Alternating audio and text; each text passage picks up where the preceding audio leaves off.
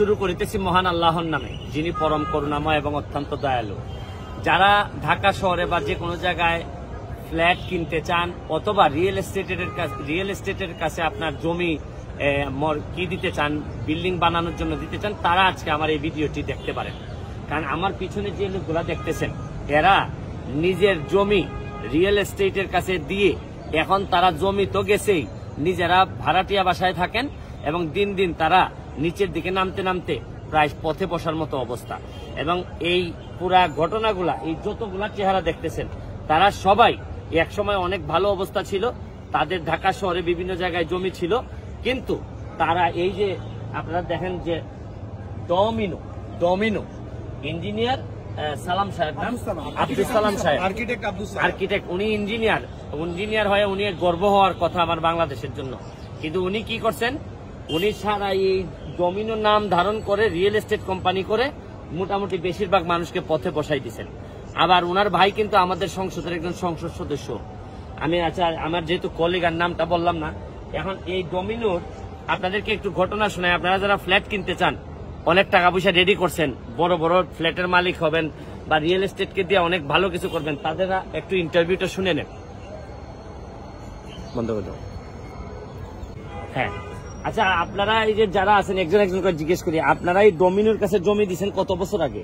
আমার প্রায় 14-15 বছর হয়ে গেছে। কোনো কিছুই করে না? কোনো কিছুই করে নাই। আমাদের সাইনিং মানিটাও আমরা পাচ্ছি না ঠিক মতন, আমরা ভাড়া থাকতে হচ্ছে। যেখানে আমাদের ঢাকা শহরের মতন জায়গা, আমাদের নিজের জায়গা ছিল, এখন ভাড়াইতে উপাধি আমাদের হয়ে গেছে। এখন কতজন এইরকম ওর কাছ থেকে এই ডমিনো থেকে বিক্রি হচ্ছে? আমার জানা মতে 53টার উপরে 50+ ল্যান্ড, মানে এইরকম ল্যান্ড ওনাররা পথে বসাই দিচ্ছেন। আপনার কতজন? 11তে। এখন কি এই জায়গা কি এইভাবে পড়ে আছে? এইভাবে না, আমাদের তো 5টা বিল্ডিং, 5টা টাওয়ার, তো এখন 9টা ছাদ ঢালাই বাকি। কিন্তু কোনো টাকা পয়সা দেয় না? টাকা পয়সা দেয় না, দেওয়ার ছিল, কিছু চেক দিল, কিন্তু এটা বাউন্স করে। আপনার কি অবস্থা?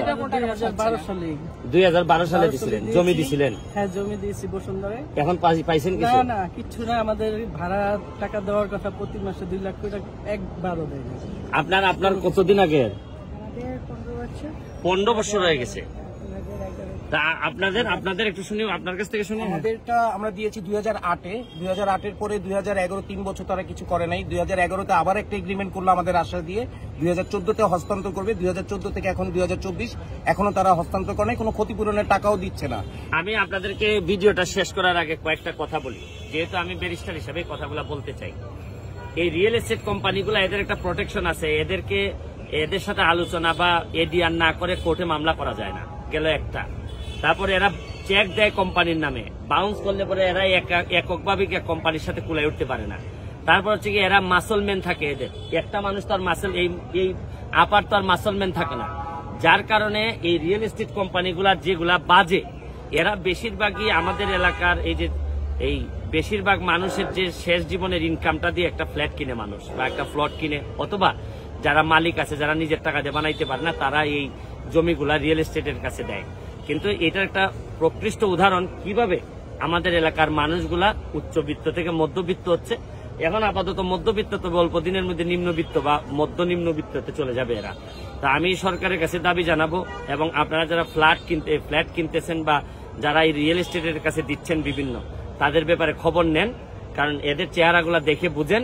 যদি মনে হয় যে ভবিষ্যতে এইবার আইসা আবার সুপ্রিম কোর্টে এইভাবে দাঁড়াইতে চান, তাইলে না বুঝে দিয়ে দিন। আর যদি বুঝে দিতে চান, আর এই ডমিনোর যিনি আছেন তার ব্যাপারেও আমি সরকারের কাছে দাবি জানাবো যে কিছু আর্কিটেক্ট আব্দুল সালাম, খালি এরা কিন্তু সাধারণ পরিবারের মানুষ না, বিচারপতির পরিবারের মানুষ, বড় বড় অফিসের আদালতের মানুষ, তারা সেনাবাহিনীর মানে বুঝেন, এরার কাছে মুক্তিযোদ্ধার পরিবার, এদের কাছে কিচ্ছুই না। এই আব্দুল সালাম, আর্কিটেক্ট আব্দুল সালামের কাছে এরা তো কিচ্ছুই না। এখন বুঝেন, এরাই যদি কিছু না হয়, অবসরপ্রাপ্ত বিচারপতির সন্তানরাই যদি সেফ না হয়, তাহলে আপনি অন্যদের অবস্থা কি হবে বুঝতে পারেন। এবার এই হচ্ছে গিয়ে আমার বাংলাদেশ। এখান থেকে কবে যে মুক্তি পাবো, এই ইঞ্জিনিয়ার এই আব্দুল সালামদের কাছ থেকে যে কবে মুক্তি পাবো, একমাত্র আল্লাহই জানেন। ভালো থাকবেন, সুস্থ থাকবেন।